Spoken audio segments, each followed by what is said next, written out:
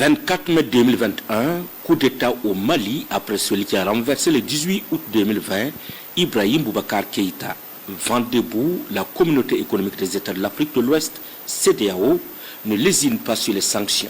Elle décrète la fermeture des frontières entre le Mali et les pays membres, le gel des actifs maliens au sein de la Banque centrale des États d'Afrique de l'Ouest, la suspension des transactions, sauf pour les produits de première nécessité et pharmaceutiques, la coupure des aides financières, le rappel des ambassadeurs des pays membres au Mali et la suspension du pays des instances de la CEDEAO, des sanctions immédiatement appliquées.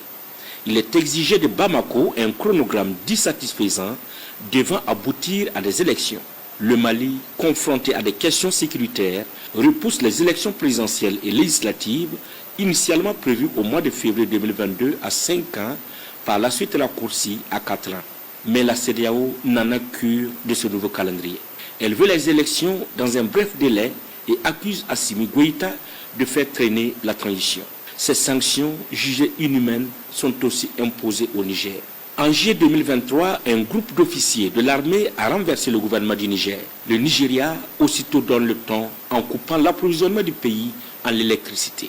Quelques jours plus tard, la CEDEAO annonce une série de sanctions à l'encontre du Niger, les plus sévères jamais imposées par l'organisation à un État membre. Et cette fois-ci, l'Union économique et monétaire ouest-africaine prête main forte à la CEDEAO.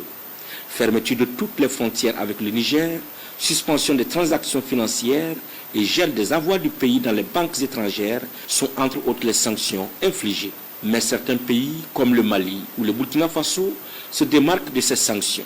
Des sanctions également retournées contre certains des auteurs. Des effets boomerang néfastes au Nigeria et au Bénin. Ces sanctions paralysent une économie transfrontalière dynamique à cheval sur la longue frontière Nigeria-Niger, perturbent les moyens de subsistance, exacerbent les problèmes humanitaires et sur le plan politique, elles menacent de nuire à la coopération bilatérale sur une série de domaines importants, notamment la sécurité. La CEDEAO lance un ultimatum aux autorités du Niger pour qu'elles rétablissent l'ordre constitutionnel et réintègrent le président déchu, Mohamed Bazoum, dans un délai d'une semaine, faute de quoi elle s'exposerait à d'autres mesures, notamment à une intervention militaire.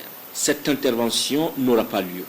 Le Mali, le Burkina Faso et le Niger se donnent la main pour créer l'Alliance des États du Sahel le 16 septembre 2023 avant de tourner définitivement le dos le 28 janvier 2024 à la CEDEAO, accusée de s'être éloignée de ses objectifs et inféodée à des puissances étrangères comme la France.